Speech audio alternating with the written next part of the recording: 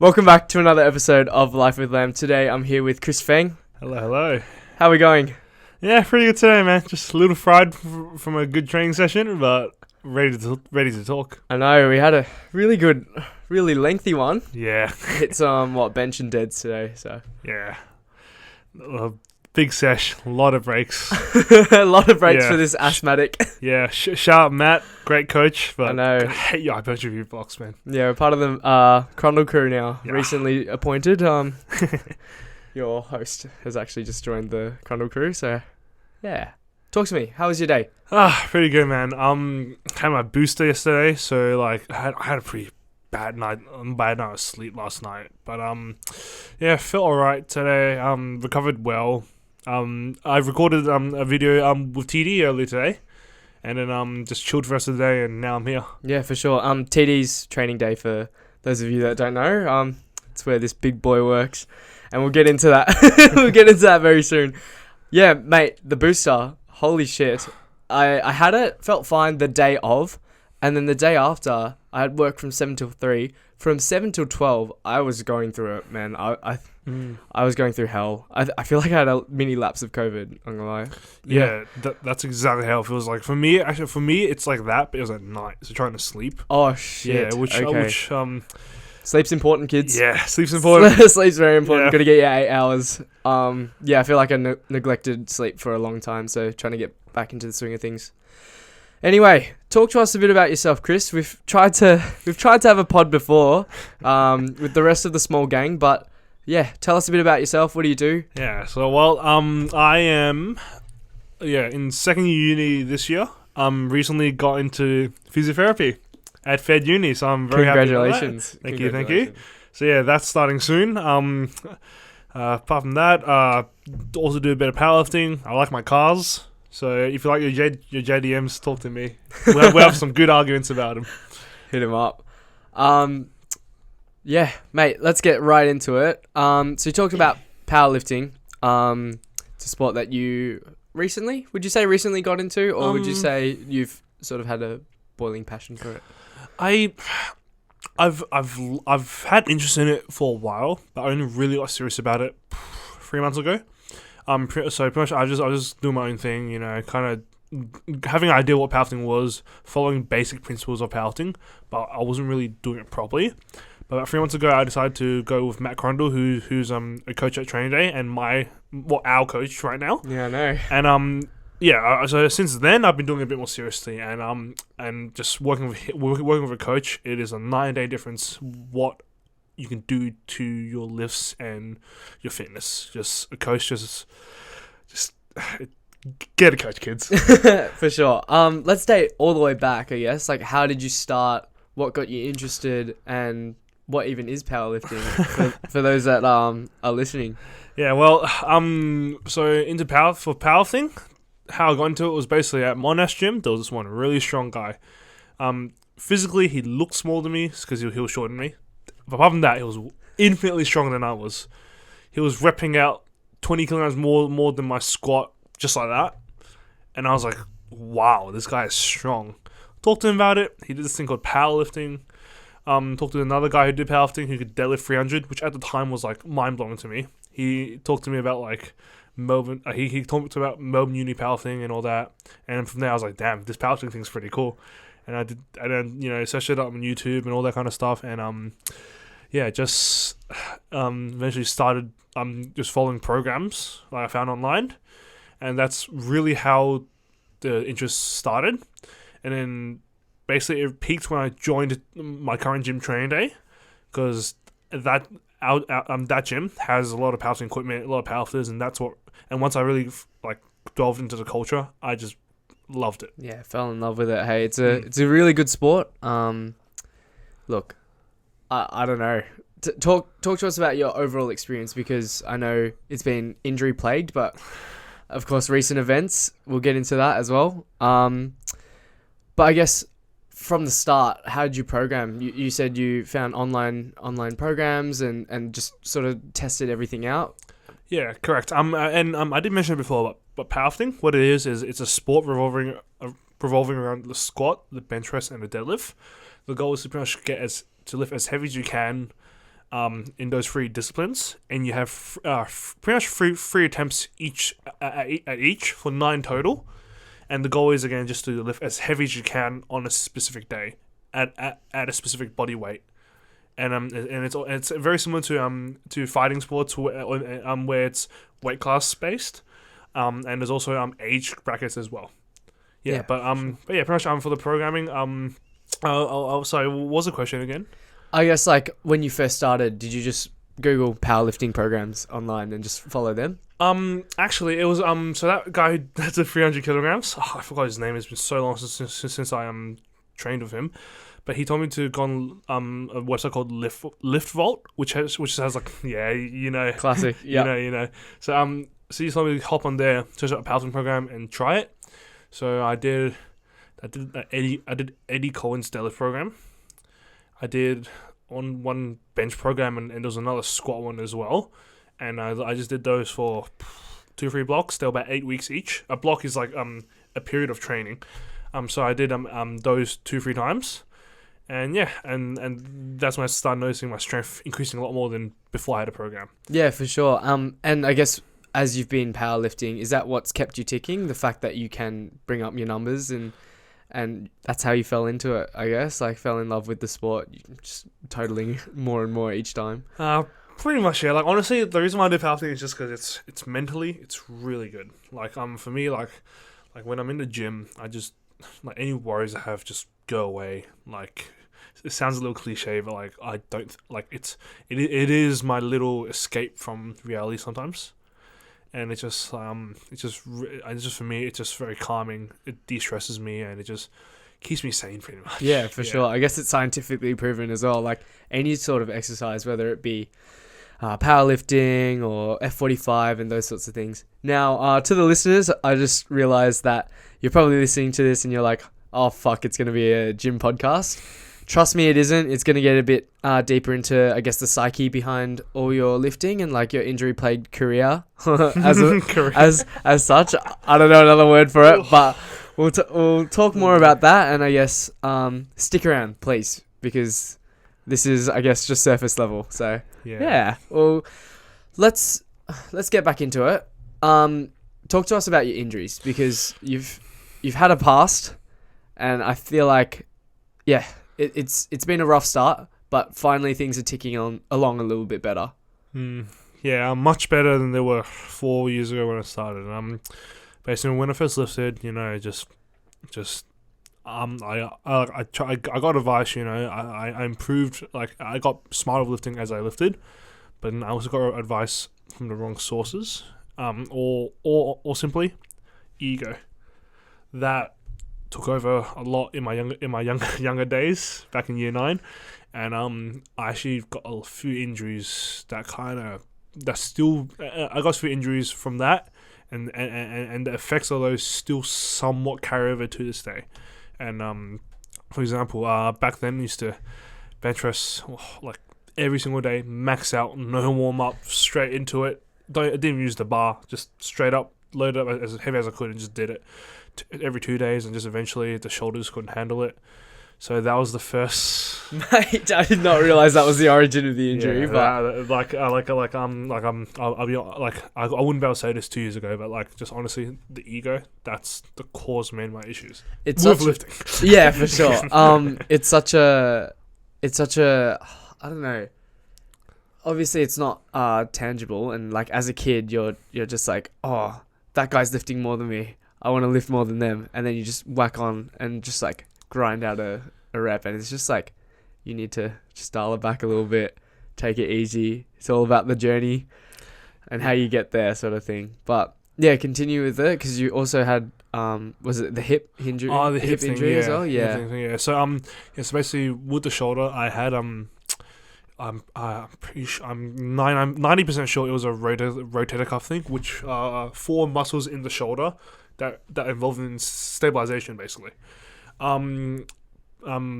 Basically during that time, I didn't know if I'll get into this later, but I didn't know what physiotherapy was.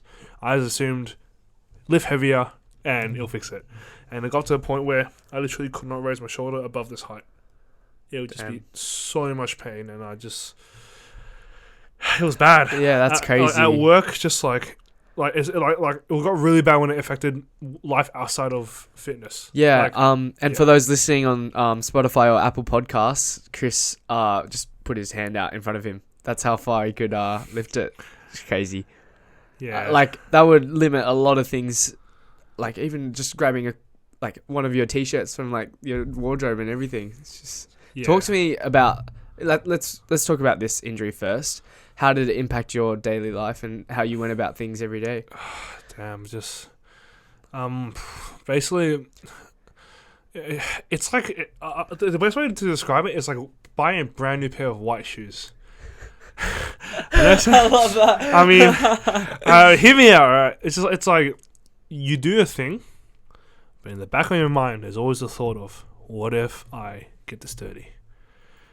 Funny story actually. When I bought my first pair of white shoes, my mate Tom Good, shout out Ranger.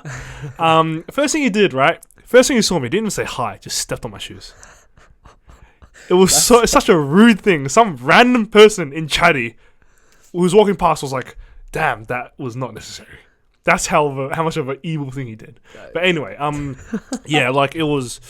Having something like this, like getting it to that point, it's just tough because it's like reaching up a bookshelf. Like I'd have to I had to think about the movement. I had to be careful. I pretty much only use my right arm for the majority of the thing. Like anything above shoulder level, I had to use my right arm to grab it. Even then, even the right shoulder was a little iffy sometimes, but it was the better of the two. It also like stopped me from doing it made me miss out on a lot of opportunities. Athletics, like a lot of things I couldn't do. Like hell, I couldn't even run because the movement of bringing my arms up and down, that would aggravate the injury. Like it seriously hampered a lot of things about my life, and it was just not a fun injury to have. I'll tell you that. Yeah, for sure. Talk to us about like your mental throughout that. Like you must have been watching a few of your mates like go on and do all their sporting activities, like things like basketball at lunchtime or like running, athletics, and all those sorts of things. How was it for you on the sidelines? It was. I mean, I wasn't very good at sports to begin with, so like it was fine. But like, there was part of me that was like, damn, like they can just like, because my mates, right, they're classic mates that are like kind of aggressive towards each other, very physical, egg each other on, that kind of thing. And like, I was like, damn, they do that and they're fine, but I can't even grab a book. And like, and deep down, I was like, wow, I'm really gonna have this for a very long time. Because again, at this point, I still had no idea what physiotherapy was. Like, right. I thought like it was surgery or bust, and I am not paying for surgery at 15 years old. So it just sucked for sure. And then you discovered physiotherapy. Pretty much, yeah. I guess like how long did it take for you to be like, holy shit, I need to like see someone for this. This is not what a 15-year-old should not be able to do and miss out on all these things. Yeah. What was actually it was about 16. Just a small correction. But basically just one day I was like searching on the internet how to fix a shoulder. Came across this thing called physio. I was like, oh, that's cool. Then because the government had this thing where like if you have like an injury or like someone like I won't get into too much details, but basically you get 5 free physiotherapy sessions. I did it with a physio in Springvale that was recommended to me by someone my mum knew, and basically they were trash. Like no name drops here. No name drops. No slander. No name drops. But they were right across Calista College. Oh gosh. Yeah, but anyway, basically all they did was just ultrasound, heat packs, taping, like stuff that sounds good on paper and like seems really high tech and would help. But the thing is, it was a very Band-Aid solution, and a Band-Aid doesn't fix a big cut. It won't fix your arm if you cut it off. Like that's extreme, obviously, but yeah, for sure. But a Band-Aid doesn't fix everything, and that's what the solution was. And funnily enough, I got so annoyed and mad that I wasted my time for that long. I just started researching. Went online, looked, found this guy called Scott University. From there, classic, yes. Yeah. He's the OG. Like when you get into lifting, look at Scott University. Yeah. He never takes always have an open mind about things. Never take things like as they are and think it's 100% the Bible. but he was a very good. He is what kickstarted this whole physio thing for me. Like I used him as like, you know how you go on Wikipedia to like find out like basic information, and then you research it more thoroughly later after you know like the basic idea of it. That's just what I did. I when I was at university, I was like, rotator cuff stuff. Oh, these movements help, and I looked into scholarly articles about why these movements helped, and like looked at all the results and everything in the graphs, and like I just like actually just researched it myself, and eventually I'm very proud of this. I actually rehabbed my shoulder. And it's... So you, like, by yourself, rehabbed your own shoulder? Yeah. At 16 years old? Yeah, I found, like, I didn't have access to every scholarly article, but, like, I just found as much, like articles, like, it wasn't, like, uni level research. Not all of them were peer-reviewed. Some of them were pretty old, outdated, but it was something, you know? Because at 16, right, like, researching into that was nothing like nowadays I know better. But back then, the resources I had, I just did what I could, and I managed to get my shoulder back to pretty much normal. Jeez, he's spinning in his arm, he's rotating it. Yeah, like it's crazy to me. Like and that's basically what really like that's when I realized like, damn, this is cool. Yeah. Oh, it must have been like just something clicked, and you're like, I can fix people, or I can fix myself as well. At the time, not yet. It was Not yet. That was more like, damn, I can actually not think about this anymore. You know, like I can actually like go play footy, go get tackled by my ranger mate. You know, shout out Tom again. I can reach for a book. I can grab something off a ledge, or like a shelf, and like not think about it. Yeah, it must have been so freeing, just like shackles off pretty much, and like literally as well, because it would have been pinning your shoulder down. Yeah. Yeah. And then moving on to the second injury, I guess. Two big injuries, right? So that's the first one down. Mm-hmm. And then we've got the next one. The hip. Classic. I've also had personal experience with the hip. It's not fun. No, not fun. It's not a fun spot to be in. Yeah, no, this one. What happened was I couldn't bench, right? Like it was like there was a point when I realized I should stop benching. Stop doing anything upper body. And then I just started squatting. It was about the time when I started like learning how to squat, and I just kept squatting. Same principle every 2 days. Load up a good amount.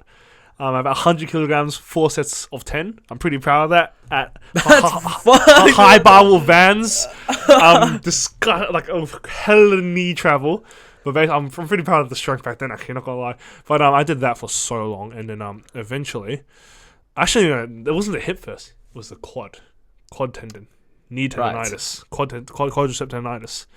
That I kind of fixed out like concurrently with my with the shoulder issue. That one I did little less research compared to the shoulder, but basically I managed to fix that as well, because I really noticed it was bad, because I was walking upstairs and I was like, damn, this hurts. I was like, wait, this shouldn't hurt. And like that one didn't happen to me as much, because it was something that you could kind of fight through, but luckily enough I managed to fix it before it got worse, and now my knees are perfectly fine, thankfully. But the hip that also occurred. So basically it was shoulder, then quadricep tendon, and then as that one got healed, it transitioned to the hip. Because that was about the time I found powerlifting, and I realized you had to go lower, and like I just didn't prepare for that motion, and that's how I first messed up my hip. Yeah. Right. Yeah. Again, what was your mental like? Because you had just started powerlifting. Yeah. These injuries kept occurring. What was your mental like? Where was your mental at? I guess. I was like it was better than the shoulder, because the thing is, right, at the end of the day, if my hips just I like have a thing, I can still walk. I can still run pretty well. It's just that like sometimes I just gotta warm up a bit more, or like something like that. I can still live life. Like theoretically, I could stop lifting and I'd be fine. But it still was a bit like it was still affecting me, because like I just couldn't hit depth on squat. Like if I was in powerlifting competition, I wouldn't getting have those 3 lights. Well, 3 lights, which basically is basically 3 approvals saying that what you did was like up to standard, and basically I couldn't do the squat part of the powerlifting up to standard. So that was it wasn't as mentally it didn't affect me mentally as much, but it was like, damn, why can't I fix this, right? Yeah, it would have been frustrating, hey. Yeah, correct. And this time, did the research, just couldn't really figure it out. And I think it was at this point, like, because at the time, right, I was still very like Scott Uni is the Bible, and then like it was at this point when I realized like, damn, you can't just, it's not just textbook, you know, it's not just textbook, and then like, and the body is different for every single one of us, and there are different ways to go about rehabs. Like one exercise might not work for someone else. Did you go out and seek help at this point, or were you still like, I'm gonna try and fix this myself? I tried to fix it myself for a decent amount of time, but eventually I was like, you know what, I'm gonna go. Like at this point I was like 17, 18, right? Like I actually had like decent savings, you know. I had some money I could spend if I had to, you know. Like I had an emergency fund for myself, and I was like, you know what, I'm gonna spend $100 now, because I'd rather do 100 now than do 100,000 later or something. Like not that extreme, but you know, it's like spend money now, save money later, save money later kind of thing. Yeah, for sure. It's like investments, but for your body. Correct. It's like you don't want a surgery later along where you have to like get a hip replacement or something like that. Like you'd rather just pay for it now than like suffer the consequences later. And I think, yes, physio, osteo, chiros, all those sorts of things, remedial therapists and those sorts of like practices, yes, they're expensive, but they're so necessary. And like the old saying, the body's your temple, got to invest into it. I think it's absolutely necessary. So yeah, continue on. Sorry. Oh yeah, nah, all good. Yeah, and from there basically, I just asked around for good physios, like, because you know, powerlifters, right? I'm sure I'm not the only one who has these problems, and there's people with other problems even worse than mine. It's a grueling sport. It's quite taxing.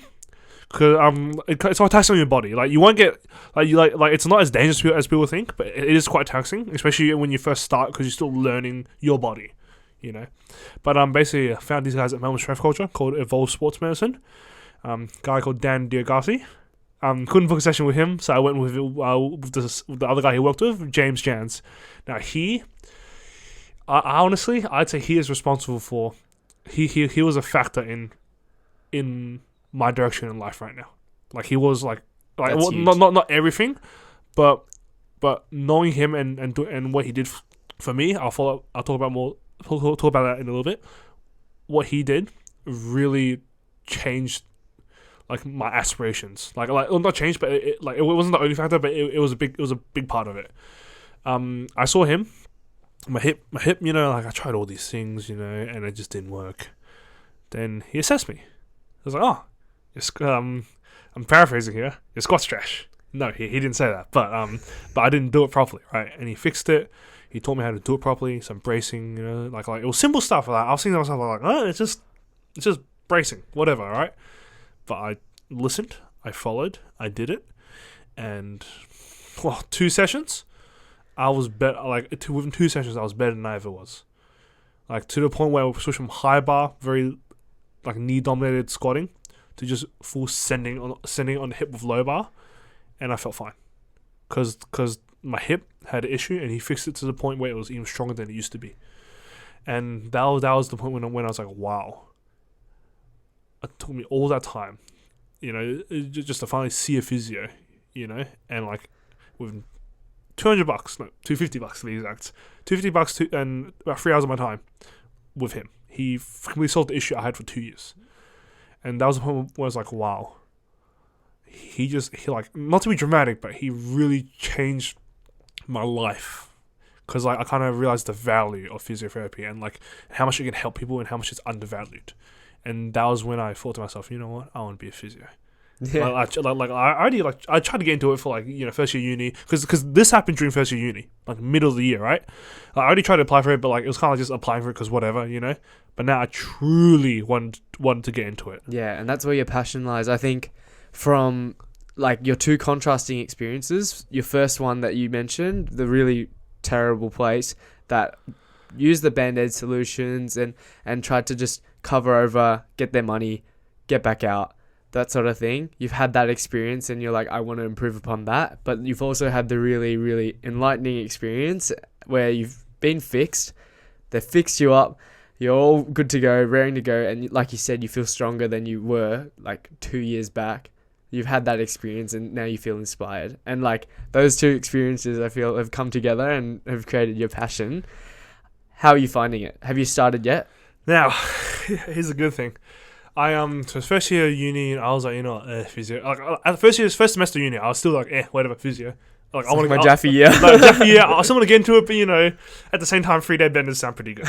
So I was, you know, I did alright in first year, but after that revelation, I was like, you know what, I need to get my shit together. Scores were very good. I'll be honest. Like I did so much better than I ever expected. Still wasn't enough because you know, at the end of the day, it's physio. It's not an easy course to get into. But I got very lucky, applied for other unis, and I'm actually about to start in Federation Uni doing physio in about 2 weeks' time. And honestly, it's so much stress on off my shoulder. Yeah, so mate, how are you feeling? So happy. Can I swear? Yeah, so fucking happy. Yeah, because it's like I went from I want to be a physio. If I be a physio, I'll, you know, like when I be a physio, I'll. Now it's I'm going to be a physio. I'm going to do these things. That small change of one word, because I got into this course, it's really just it's helped me so. Brought another perspective into like how you're treating this passion. I guess like it was a dream at first, and now you're actually gonna take those steps towards actually doing it. Yeah. I guess. Everyone is young still, I guess. People listening, we're mostly all students. We're still trying to find that why, and it's truly like I'm feeling excited hearing like how passionate you are about like physiotherapy, and it's just like such a I don't know, just really good experience to be honest. Just being able to watch you like smile about something that you're gonna study, and it's like thanks, man. No, like truly, I'm just breaking the podcast character, but no, seriously, I'm like truly happy for you, and it sounds like it's gonna be an awesome experience. Thank you, man. I really appreciate those words. Just like it's what was I gonna say? Lost my train of thought actually. No, you're right. Look, to bring it to perspective, I'm studying commerce at the moment. Totally not what I thought it was gonna be. So this year's sort of the make or break year where I'm just like, is this what I want to actually do? Yeah. And yeah, I've talked to lots of friends who've just like done different pathways, have taken a lot longer to develop, and it's it's just so like exciting to see someone find their why so early on, and yeah. Happy days. Thanks, man. Appreciate it. That's all right. I want to date back to the powerlifting. If you remember what you were going to say, you can bring it up. But you recently competed. Oh yes, he's got it. He's got it. I was going to say, so I'm doing physiotherapy now. You know, I'm proud. I've got a good few years ahead of me. If someone you might want to ask me this later. But I just want to put it out there. Like I don't regret the injuries. Just because they're life experiences, you know. Mm-hmm. And the thing is, right, you don't like as people say, you learn from mistakes. You know, you learn from things that happen to you. And I don't think I would be where I am now, both socially, in fitness, health, my mental state, everything. I wouldn't be the person I am exactly if I didn't get injured. If you didn't max out every day. If I didn't max out every day, if I didn't do the stupid bro splits, if I didn't hurt myself, if I didn't spend those nights crying because I just couldn't freaking lift the book up, you know? Yeah, exactly. Like, if I didn't do all that, I'd say I would be a different person right now because that whole experience has shaped me in many ways. And yeah, that's such a like strong point that you bring to the table as well. Like everything you do, I think that's why I'm such a big advocate on karma now. Like, just all these experiences, good, bad, mid, average, everything you do adds up to something. You know, like you wouldn't be the person you are today had you not, I don't know, got out of bed at 7 a.m, had you gone to work or something.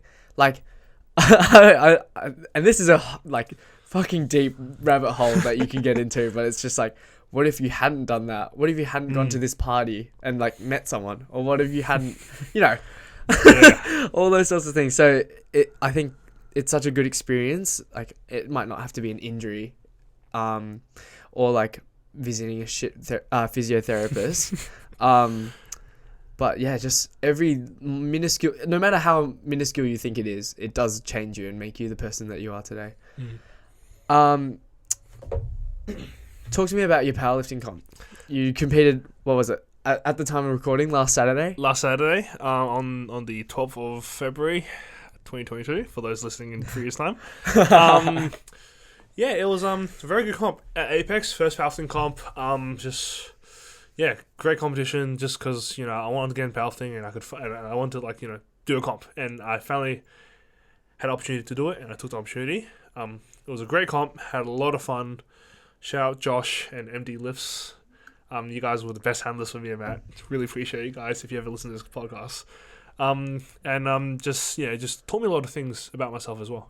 Just as a lifter, and just also how I am in a competitive environment. Because at the time, at that point, right before that point, I'd never been in a proper competition before. Yeah, for Because sure. I've never been the athletic kid or the kid that was really good that was really passionate or good about something at sports. And it was the first time actually being in a competitive environment outside of primary school or high school. Yeah. And it was just a very nice experience. Yeah, nice. Okay, I'm going to split the next section up into 3 parts. Talk to me about before the comp, during the comp, and after the comp. So we'll go before first. Okay, before. Well, just honestly, I didn't think too much about the comp itself, just the training, because I got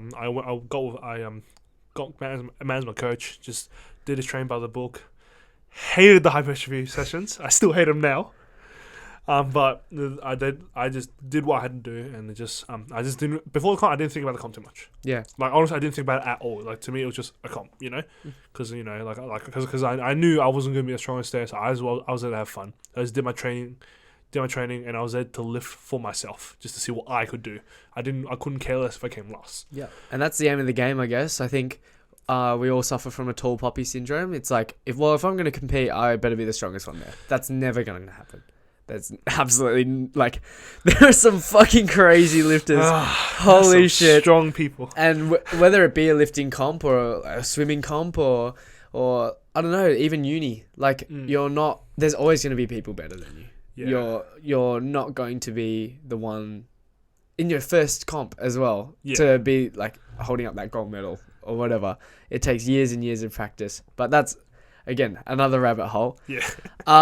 Talk to me about how you balanced your training, because I know you work 2 jobs now, or have you quit the other? So I work at Train Day. So my gym, I went there for about a year and a bit, and I actually got a job there as a receptionist. So that's been going on since start of this year, quite literally. That's been really good. Also worked at Maya. I had a small break in January because I at the point I've been there for 5 Christmases, 5 Boxing Days. Oh my god! I've been there since I was 15, and honestly, it's a great job. I love the people there. I had some pretty good managers too along the way. Met a lot of people, learnt a lot of things about the world, honestly. Because you don't know who's walking through the door in retail, but as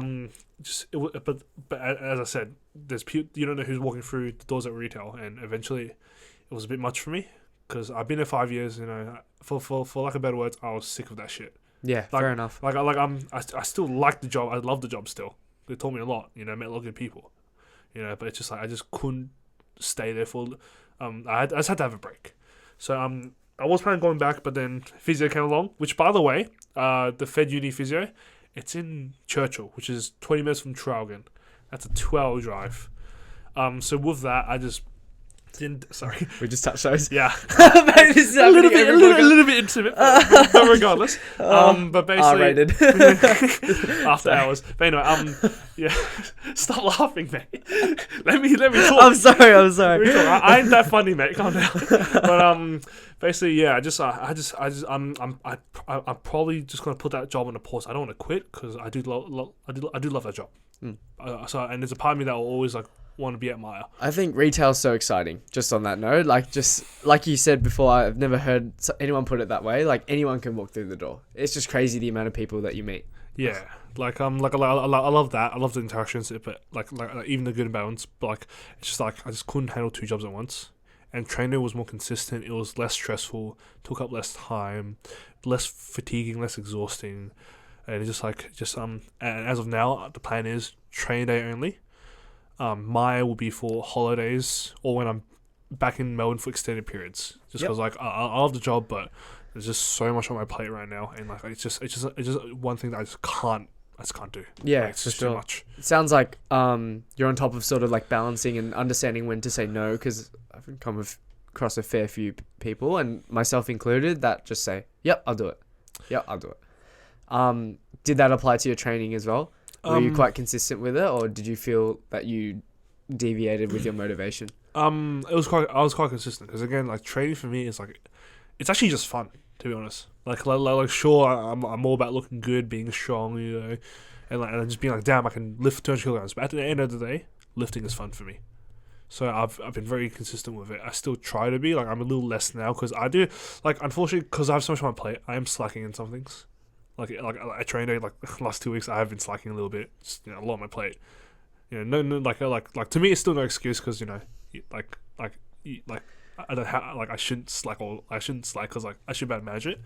But like yeah, like training has always been pretty consistent, but I'm trying to make it even more consistent, because there's so much. Yeah. Awesome. And then surrounding factors like food, sleep, social circles. How'd you go about that?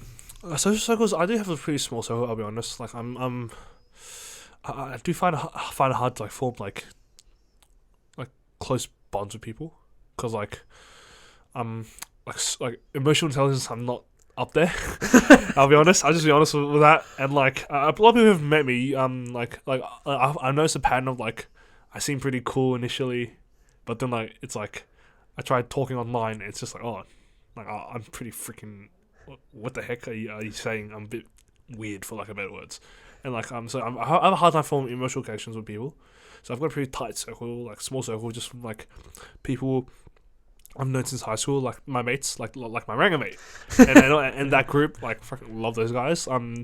Yeah, I just pretty much got them and my girlfriend Ashley. Shout out Ash. Ash. Yeah. Hope you watch this, and also just like obviously you, Andrew, like, and there's a few other people that I have. People you of course. gym with, I guess. Yeah, awesome.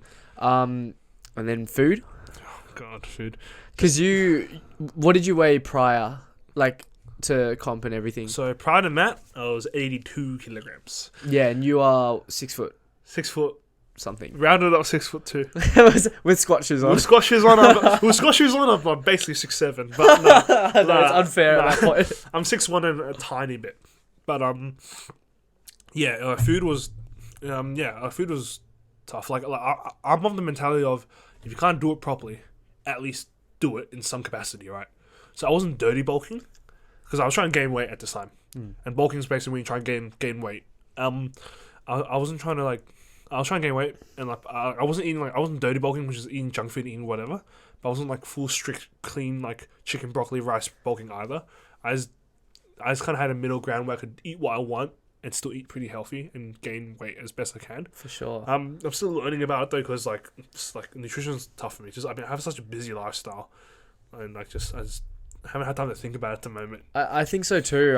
And as students, and as someone who's I guess you've quit one of the or put aside one of the jobs. You're working, studying, still have like, I guess, your girlfriend and like social groups, training. Like there's a lot on your plate. Still need to fit in like 8 hours ideally of sleep. Yeah.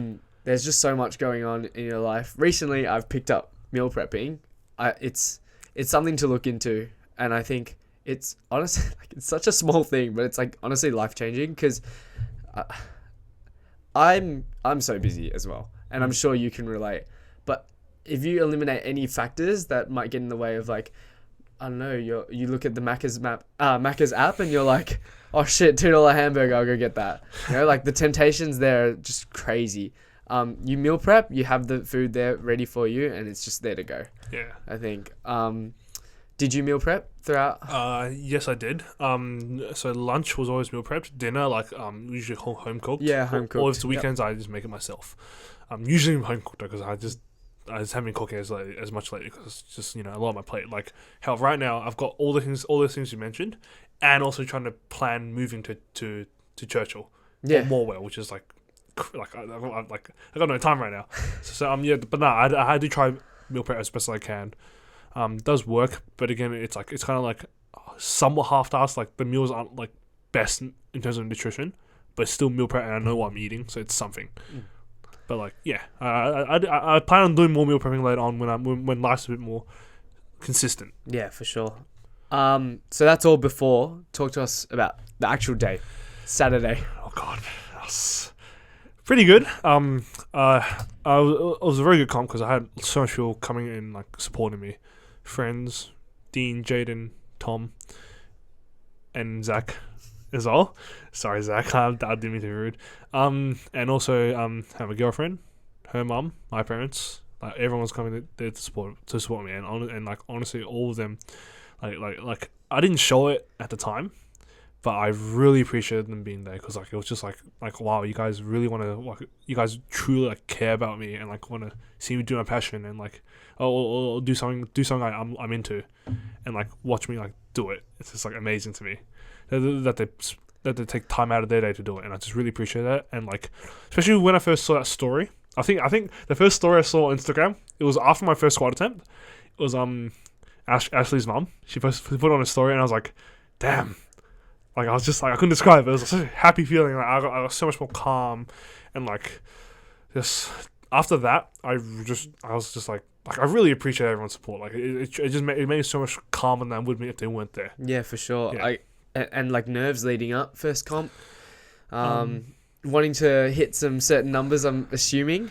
Yeah, talk to us about that, like your numbers, your mental, everything, really. Yeah, so what I wanted was 200, 120, and 240. The 120 on bench was because I actually had a small AC joint thing, which I'm currently seeing my physio for. It's a lot smaller than my previous injuries, and I have managed it much better.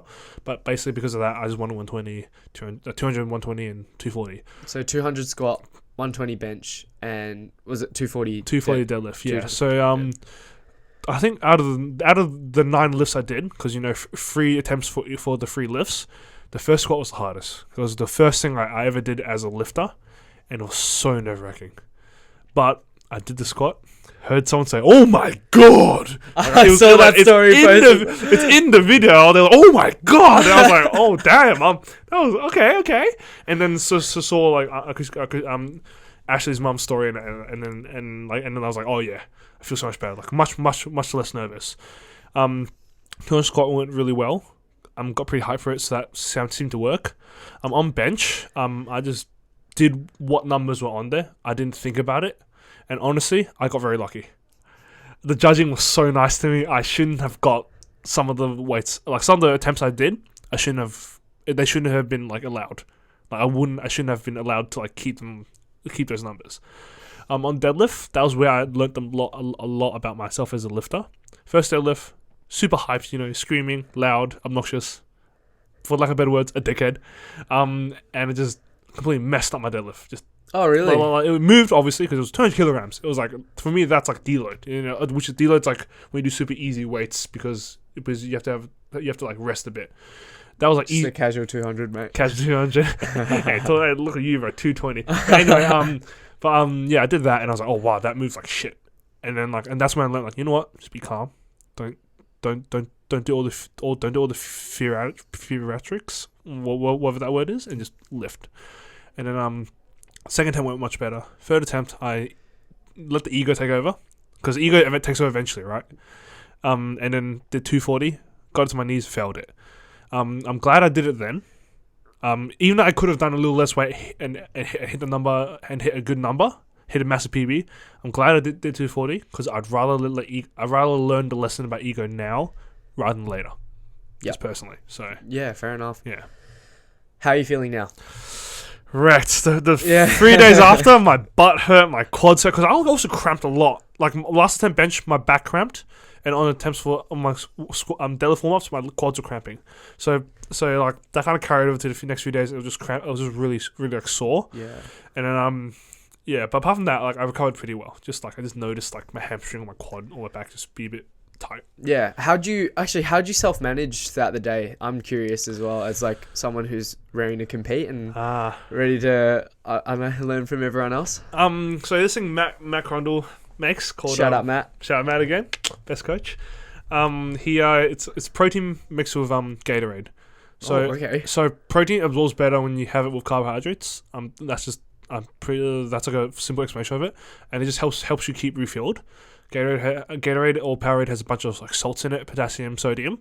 But basically, what I did was I did that, drank that, ate my meals properly during the comp, even because you had to fill up between each discipline, like squat, bench, deadlift.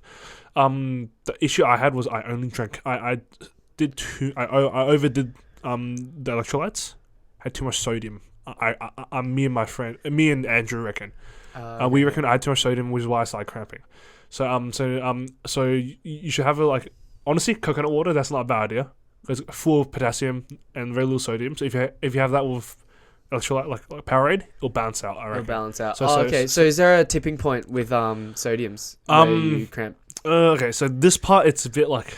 No, too sciencey for me. Too sciencey. I've done no research. Honestly, I could be wrong, and I think I am wrong. but it's just good to top up of sodium and potassium, just because imbalance of electrolytes is just in general not a good thing. Yeah, and I think that's what that's a reason why I cramped. So just if you manage that, have water occasionally instead of just sipping Powerade for the whole day, you might actually not cramp like I did. Yeah. That's awesome, and we'll probably see you at States, hey? Yeah, I'll see you at States. 93. See me at States. Holy yeah, shit! I gotta make it first. Nah, you'll make it. Oh god. Thanks for that rundown. It's a really good insight, I guess. And for anyone looking to compete, you've done your first one. Yeah, you got it under your belt, and I'm guessing many more to come as well. Hopefully. Hopefully. We'll see. Never know what the future holds. Awesome. I want to dive deep into your past, if you're comfortable. Sure. You went to John Monash, and Stephen went to John Monash as well. We got John Monash train going on. To win. It wasn't academic selective school, and I never got into what Stephen thought about it. But talk to me about the experience, I guess, and compare that to maybe say you went to a public school beforehand as well. Yeah, I used to go to Wellington Secondary College, just on Police Road, about 2 kilometers in a straight line from Mazenod. John Monash is the reason why I am who I am now.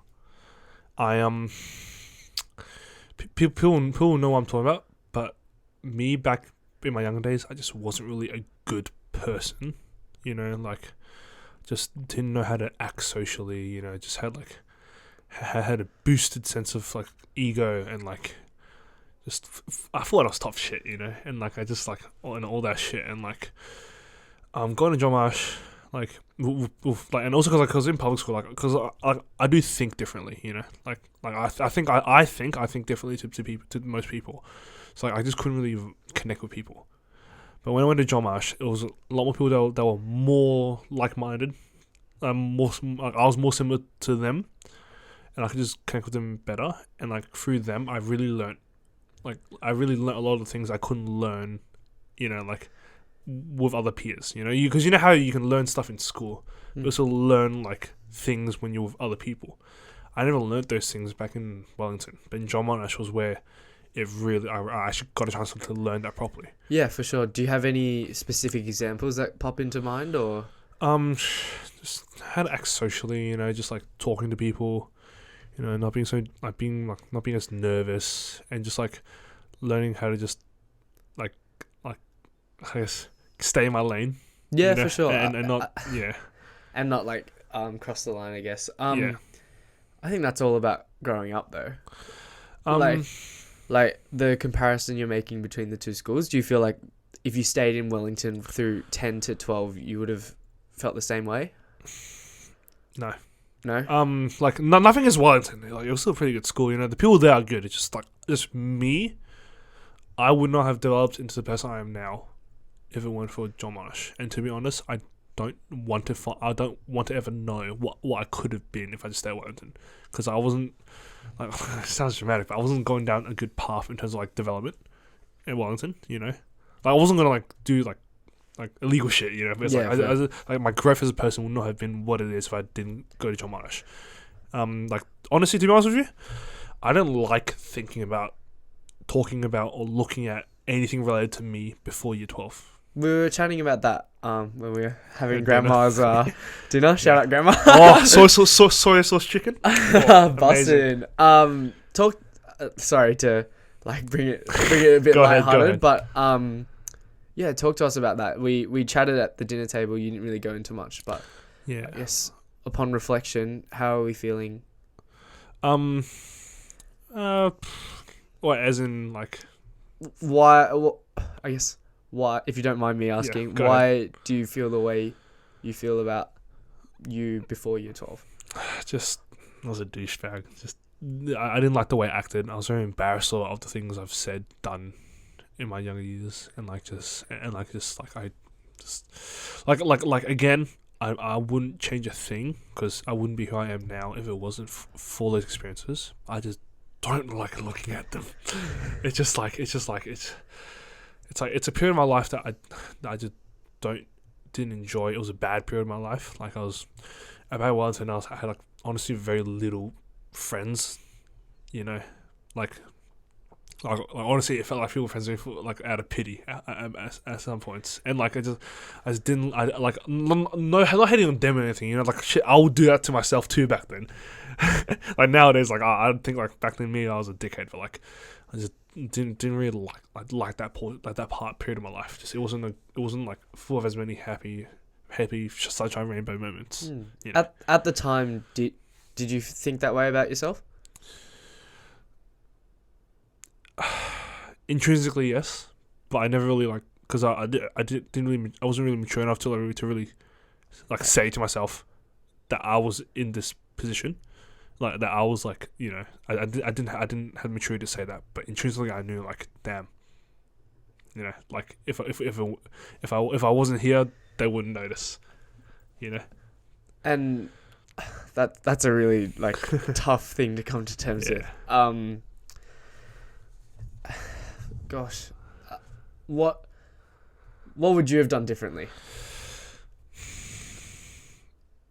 Like thinking back from this day all the way back to your years there. Well, I have a best mate named Jared. He moves to Queensland in year 8. I think I relied on him too much. Like I was very like always doing everything with him. You know, I never like, and he was very like extroverted. I was more introverted, so he would always take the lead. So I never really got a chance to like develop and like talk to people and all that. And I did develop social skills and all that, right? And like social mannerisms and all that kind of stuff. If I could change a thing, I think it would be to like not stick with him as much. Because it was when he moved to Queensland and I was forced to be myself, like be by myself, be alone basically, right? Because he be in that uncomfortable position as well. Because he was my pillar of support. Like that was probably like the lowest in terms of like the way I acted and everything, and like my development. But it was also after like, every low. Once you hit a low point, you always go back up, right? Mm-hmm. That coincided with the time I went to John Monash, and then like I kind of realized like, wow. Like not to hate on Jared, he's still good mate, you know. Like we didn't talk as much, but like to me, he always has a place in my heart. And I still talk to him, so don't worry, I didn't just cut ties. But like I think that moment, of just being that moment when I wasn't tied to him, like that's where the growth truly happened because I wasn't limiting myself. Yeah. But to be honest, I wouldn't change too much because I think the way I am now is as a result and as a sort of knockback rebound effect because of the past self that you were. Yeah.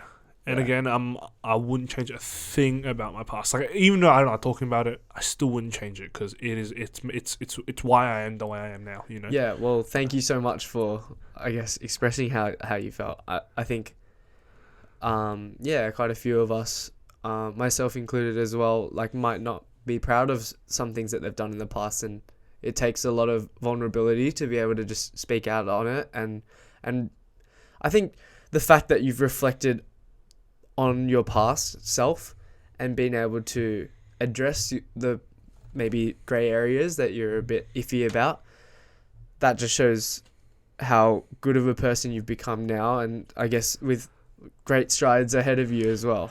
And I think a lot of people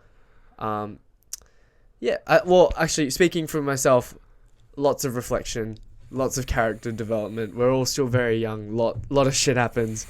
High school, uni, like the transition into adulthood is just full of twists and turns, and just being able to be present and know who you are as a person, but also reflecting and adjusting upon like your past actions is really important. And it's awesome that you've been able to do that.